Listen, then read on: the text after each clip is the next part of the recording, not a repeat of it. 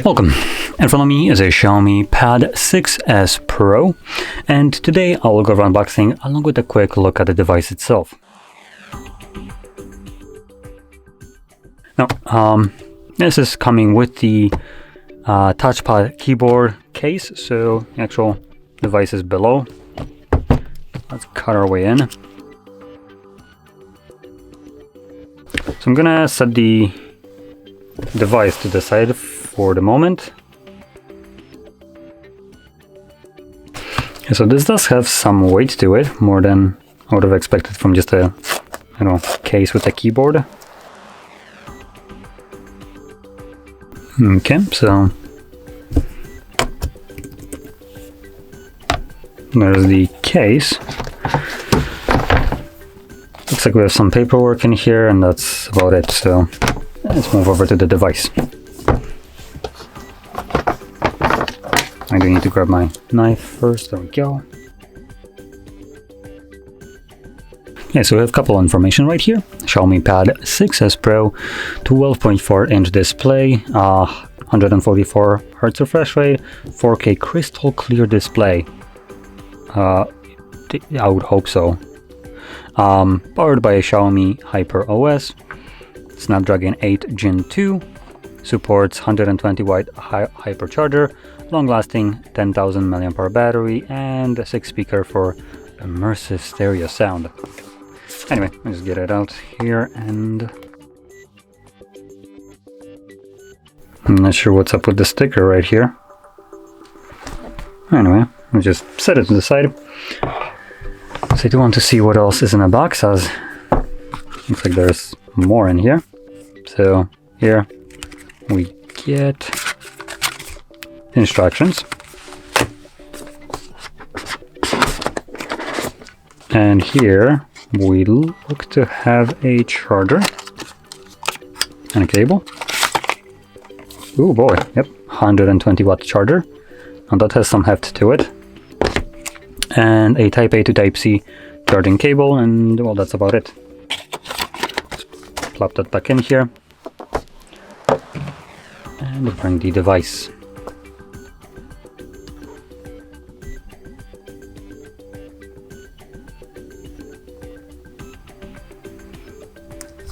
There we go. So taking a look, looks pretty slick. The bezels right here aren't necessarily the smallest, but at least it's making up a design, the more traditional design with decent specs. So taking a look at the display, if it can flip over, come on. Apparently it can't flip over. So I'm gonna zoom out. There we go.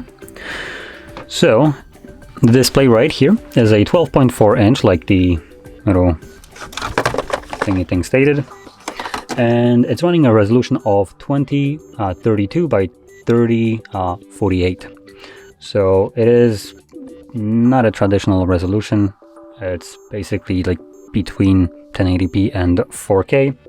So I guess 3K is the accurate way to describe this resolution.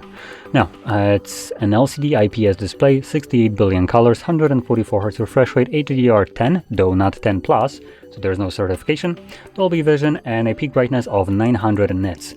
So it doesn't actually get all that bright compared to some newer devices that get like 3000 nits.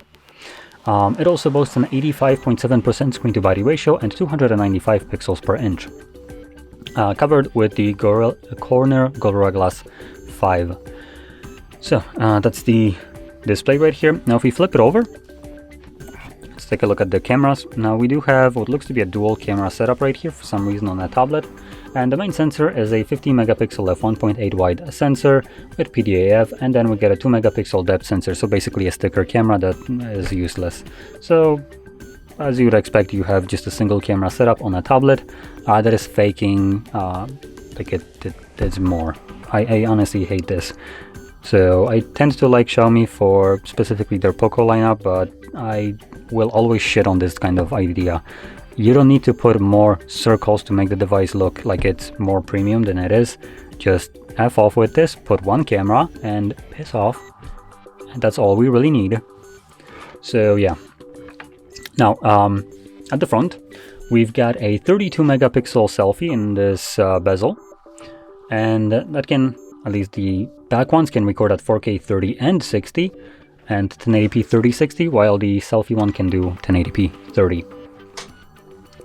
So, taking a look at additional things, we have a side-mounted fingerprint sensor, so I assume this is the power button right here. And let's actually go through a setup. I do want to test out these speakers right here.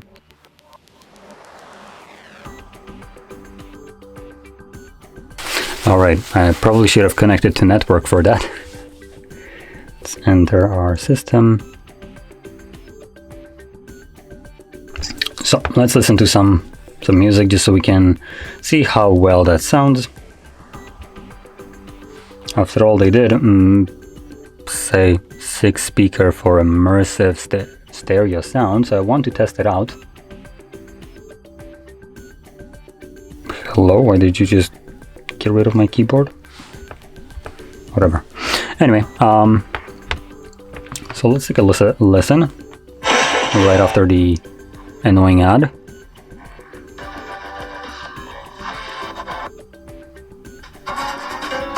And another ad. Fantastic.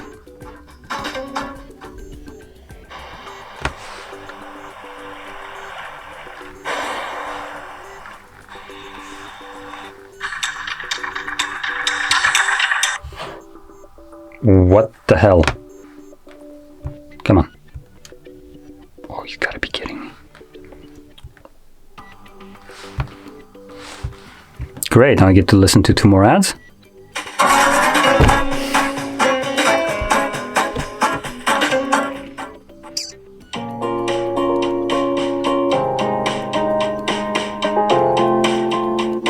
Unskippable ads, got to love those. The effing cancer of YouTube.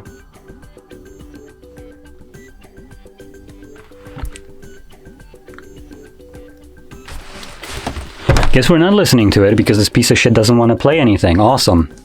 If it sounds like I'm frustrated, it's because it is. I'd love to watch 4 effing ads just so I can get denied the thing that I wanted to watch anyway. But I get spammed with shitty ads. Awesome.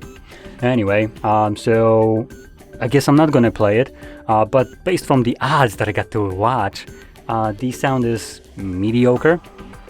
It lacks a bit of a punch in it, so it does sound a bit flat, even though we're considering the absolute size of this. So a bit of a disappointment here. Now let's continue on with the specifications, because I guess that's all we get for sound. Not gonna give it YouTube even more money. They can go F themselves with the atrocious ads that they're having pumping and the ad blocking and all that stuff. So yeah. So let's continue on to the battery and charging speeds. So we have a 10,000 mAh battery right here, like I mentioned before, with 120 watt charger that comes provided with the device, and it advertises that you can get your device up to 45% in 10 minutes, and in just 35 minutes you can have it fully charged, which is pretty insane for a 10,000 mAh battery. That is really nice. Now continuing on into the internals, which I didn't talk about at all yet. At the very base entry of this device, we have 256 gigs of storage with 8 gigs of RAM, and it can go to 256 with 12, 512 gigs of storage with 12 gigs of RAM, and 1 terabyte with 16 gigs of RAM. In all cases, you get UFS 4.0 storage type, so pretty decent. It's also being powered by a Snapdragon 8 Gen 2, so a little bit of an outdated processor already, as we have Gen 3 now, and this device was released in the beginning of 2024. So at that time, Samsung already pumped out their Galaxies with Snapdragon Gen 3. So this one is a little bit behind.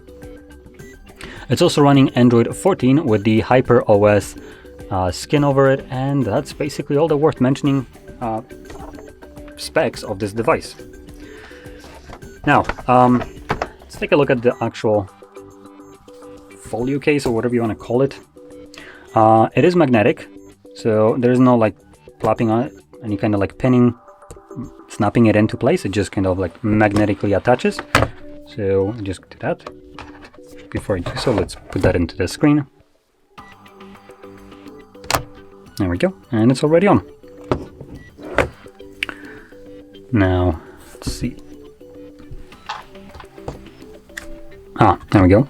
So it does have a little kickstand right here, also magnetically attached, and then just has like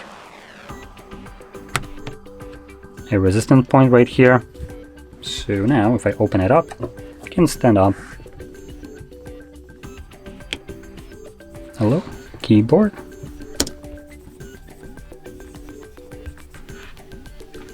Couldn't connect keyboard. Oh, that's fantastic. Not having a great start to a device that costs 700 euros. Let's try that again. Oh. That might have been my problem. Okay. I'm not sure why that is actually blocked from the beginning. So let's peel that off. There we go. So you can see we have a little pointer right here. And everything works, works fine. Now let's see how the keyboard actually feels.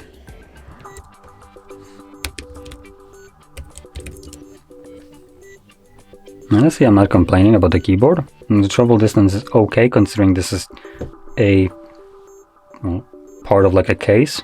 So it does feel nice. It's very flat, obviously. But the travel is pretty decent. It's better than the scissor switches or whatever. Not scissor switches. The atrocious Apple keyboard that they had at one point. So this feels way better. We also have this tiny little trackpad, which I do have to say is a bit small. So you might as well just use the display itself for any kind of navigation purposes, as it gives you more real estate. And now when using this, I would probably also remove the navigation buttons and use gestures just for a bigger canvas that it can deal with. So yeah, but all in all, a okay device.